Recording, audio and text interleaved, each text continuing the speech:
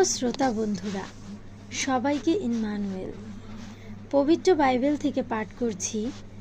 আদি পুস্তক 1 অধ্যায় 1 থেকে 31 পদ।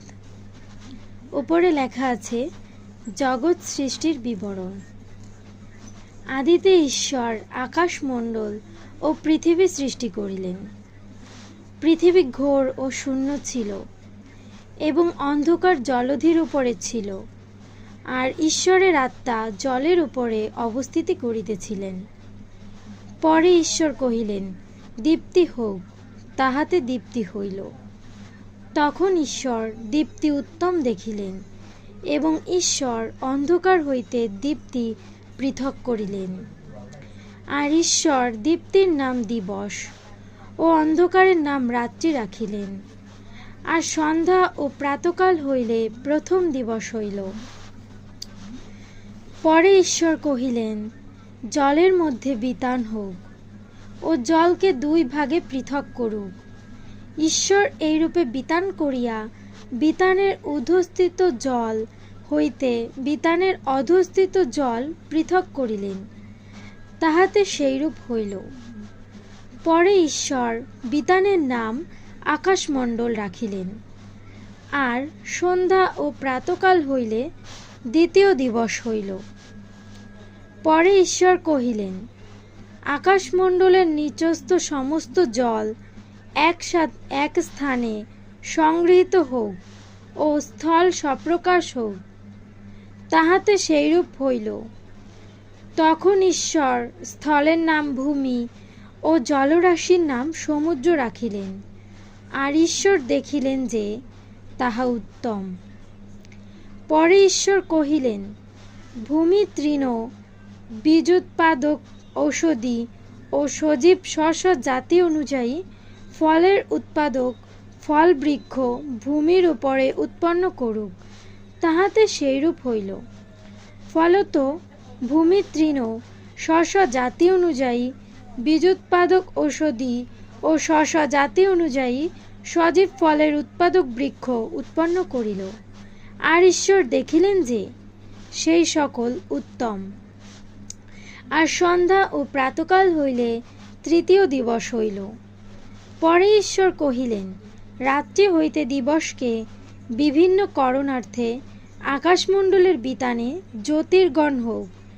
সেই সমস্ত চিহ্নের জন্য, ঋতুর জন্য এবং দিবসের ও বৎসরের জন্য হোক, এবং পৃথিবীতে দীপ্তি দিবার জন্য দ্বীপ বলিয়া তাহা আকাশমণ্ডলের বিতানে থাকুক। তাহাতে সেইরূপ হইল। ফলত ঈশ্বর দিবসের উপরে কর্তৃত্ব করিতে এক মহাজ্যোতি ও রাত্রির উপরে কর্তৃত্ব করিতে তদপেক্ষা ক্ষুদ্র এক জ্যোতি, এই 2 বৃহৎ জ্যোতি এবং নক্ষত্রসমূহ নির্মাণ করিলেন।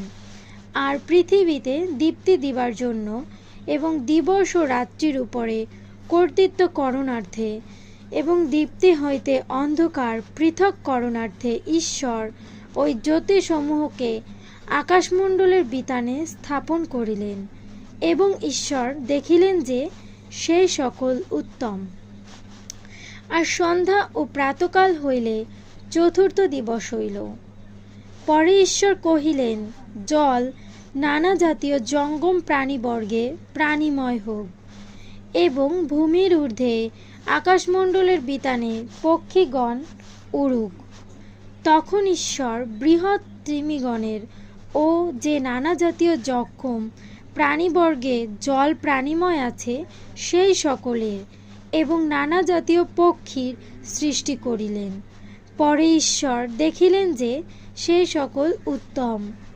আর ঈশ্বর সেই সকলকে আশীর্বাদ করিয়া কহিলেন, তোমরা প্রজাবন্ত ও বহুবংশ হও, সমুদ্রের জল পরিপূর্ণ করো, এবং পৃথিবীতে পক্ষীগণের বাহুল্য হোক।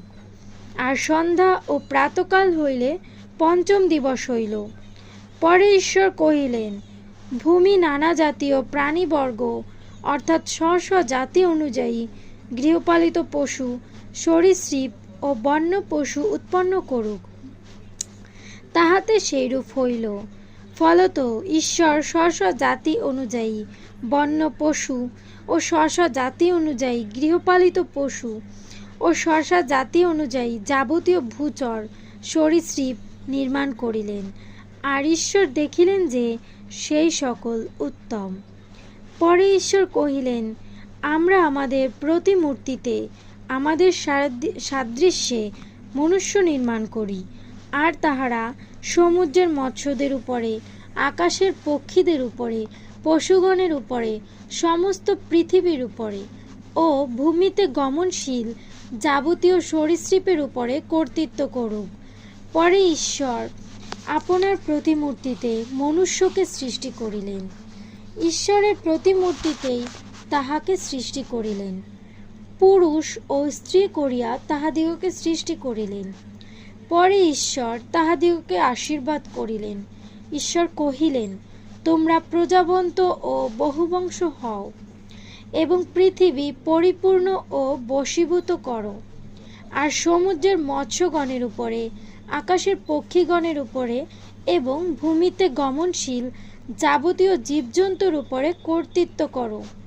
ঈশ্বর আরও কহিলেন, দেখো, আমি সমস্ত ভূতলে স্থিত যাবতীয় বীজোৎপাদক ঔষধি ও যাবতীয় সজীব ফলদায়ী বৃক্ষ তোমাদিগকে দিলাম, তাহা তোমাদের খাদ্য হইবে। আর যাবতীয় ভূচর পশু ও আকাশের যাবতীয় পক্ষী ও ভূমিতে গমনশীল যাবতীয় কীট, এই সকল প্রাণীর আহারার্থে হরিত ঔষধি সকল দিলাম। তাহাতে সেইরূপ হইল। পরে ঈশ্বর তাহার সৃষ্ট বস্তু সকলের প্রতি দৃষ্টিপাত করিলেন, আর দেখো, সকলই অতি উত্তম। আর সন্ধ্যা ও প্রাতকাল হইলে ষষ্ঠ দিবস হইল। ইহাই প্রভুর বাণী। প্রভুর বাণীর জয় হোক। আমেন।